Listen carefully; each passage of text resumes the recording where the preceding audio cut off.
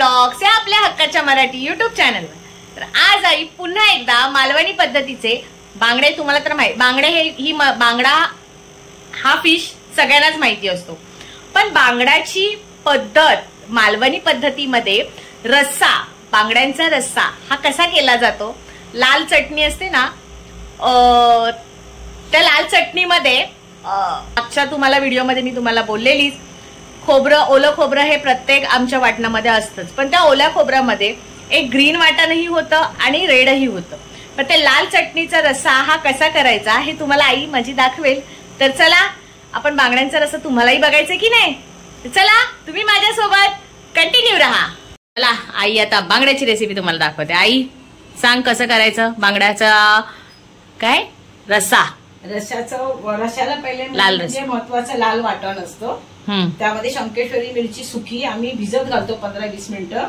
त्यामध्ये धने, बडीशेप, तिरफळा, काळी मिरी, 1 हिरवी मिरची, 3 लसूण पाकळ्या आणि 4 ते 5 तिरफळा, हे असं आमचं वाटण असतं. ते वाटण मी आता केलेलं आहे. तसंच ओलं खोबरं, हळद आणि आता सध्या कैरीचं सीझन असल्यामुळे थोडी कैरी, हिरवी कैरी कच्ची थोडीशी. ओके. तर आता म्हणजे तू जे आता मसाले बोललीस त्या मसाल्यामध्ये हे एक वाटण झालेलं आहे. म्हणजे गाईज मी तुम्हाला एक जे हिने वाटण बोललेली होती त्याचा तुम्हाला आता एक फोटो दिसतोय. ते सगळं त्या वाटणामध्ये एक भिजवलेलं होतं, त्याच्यामधलं हे एक वाटण आहे. आणि नुसतं दुसरं खोबरं होतं, ओलं खोबरं, त्याचं हे वेगळं वाटण केलेलं आहे. ओलं खोबऱ्यामध्ये काय टाकलंस तू? फक्त हळद आणि कैरी. हळद आणि कैरी आणि आपलं ओला नारळ. ओला नारळ. हा, तर हे असं हे एक वेगळं वाटण केलेलं आहे. वेगवेगळं बनवायचं आहे. हेही वेगळं बनवायचंय आणि हे वेगळं बनवायचंय. पूर्ण एकत्र बनवायचं नाहीये. म्हणजे तुम्ही कराल की खोबरं मध्ये हे सगळं एकत्र करून वाटण होईल, तर तसं चालतं नाही ना. जर घाई असेल तर करू शकता. ओके. आणि जर तुम्हाला जर असं घाई असेल, म्हणजे आपल्याला पटकन पाहुणे आले तर आपल्याला वेळ लागत असेल तर आपण करू शकतो. हा हा. जर आणि हे जर जास्त वाटत तर आपण काढू शकतो. म्हणून वेगवेगळं केलेलं चांगलं असतं. हा, आणि या वाटणामध्ये गाईज तुम्हाला म्हणजे कुठल्या पण फिश पद्धत म्हणजे सगळ्या करू शकतो ना. पापलेट करू शकता, मांदेली करू शकता, सगळं करू शकतात. आणखीन हा, तुम्हाला एक तिरफळ, म्हणजे ती बोलली आई की तिरफळ असतं. तिरफळ हे काय प्रकार असतो माहितीये आमच्या मालवणी पद्धतीमध्ये. हे बघा, हे तिरफळ आहे ना, हे प्रत्येक वाटणामध्ये आमच्याकडे यूज केला जातो. आणि ह्याच्याशिवाय वाटण मच्छी करीला ह्याच्याशिवाय वाटण अपूर्ण आहे आमच्याकडे. तर हे असं त्याच्यामध्ये हे तिरफळा यूज केला जातो, असं आहे. तर पुढे काय? हा, हे बांगडे. हे बांगडे घेतले, लसूण आणि कढीपत्ता फोडणीला आणि हळद. हा, ठीक आहे, चालेल. आता चला, आता आपण करायचे. हा, तेल आपण ठेवलेलं आहे. त्यामध्ये आपण लसूण घालायचंय. लसूण मी आता वाटणात घातल्यामुळे मी 4 पाकळ्या केलेल्या आहे, कापून घातलेले आहे.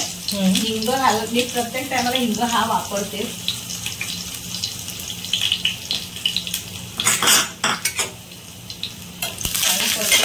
लसूण जास्त काळा करायचा नाही, गुलाबी रंगावर भाजून घ्यायचा आहे.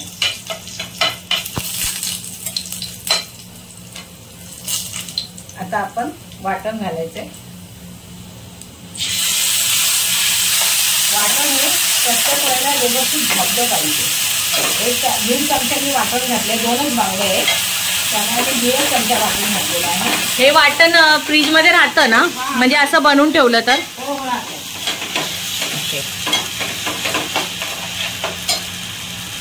त्यामध्ये आपण हळद घालायची 1 चमचा.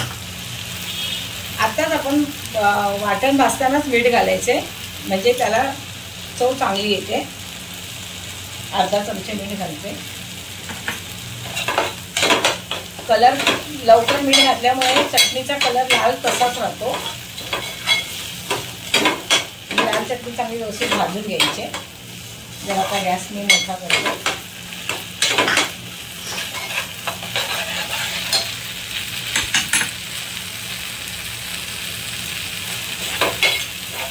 हे बघा, आता आपलं कढईला तेल सुटत चाललं.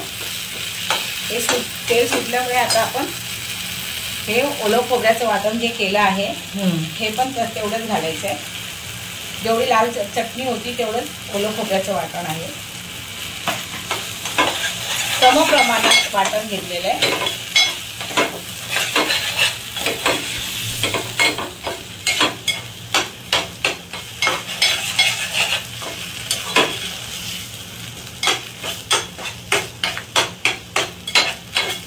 चटणीला लावून हे करून घेतो, परतून घेतो त्याच्यात चटणीमध्ये.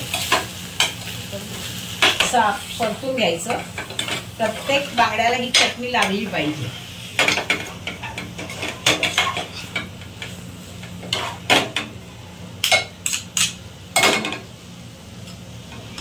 आता जरा आपण एक वाफ घेऊन नंतर त्यात पाणी घालायचंय. एकच वाफ घ्यायची. मीडियम गॅस का स्लो? Medium gas.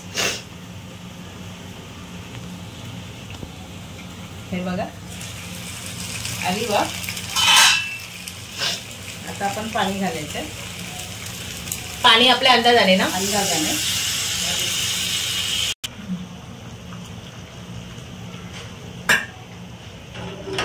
आपण पाणी घातलंय. चांगलं हे करून घ्या, मिक्स करून घेऊया आणि आपण त्याला झाकून ठेवायचे.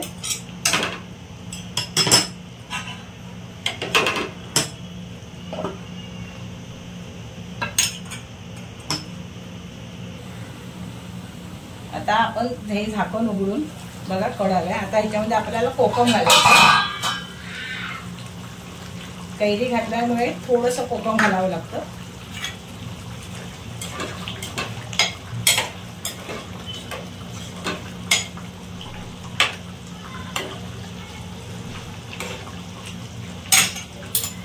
झाला रेडी? नाही, बांगडा शिजला पाहिजे ना? बांगडा शिजला पाहिजे. त्यालाच आपण जरा परतून घ्यायचे बांगड्याला.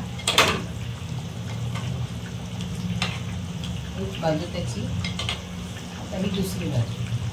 आता पुन्हा एकदा बारीक गॅस करून झाकण ठेवायचं. काढू. हे बघा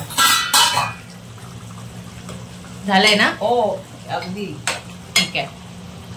आता आपण प्लेटमध्ये काढून घेऊया. किती कलर मस्त आलाय बघा.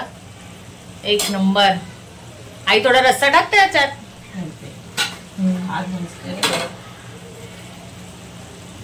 गॅस बस.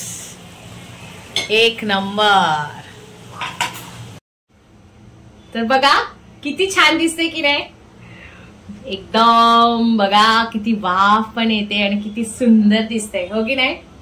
बांगड्यांचा मालवणी स्पेशल बांगड्यांचा रस्सा. तर मी आता टेस्ट करून बघते.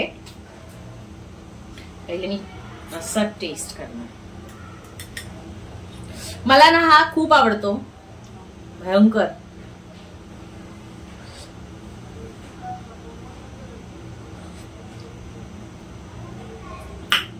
एक नंबर.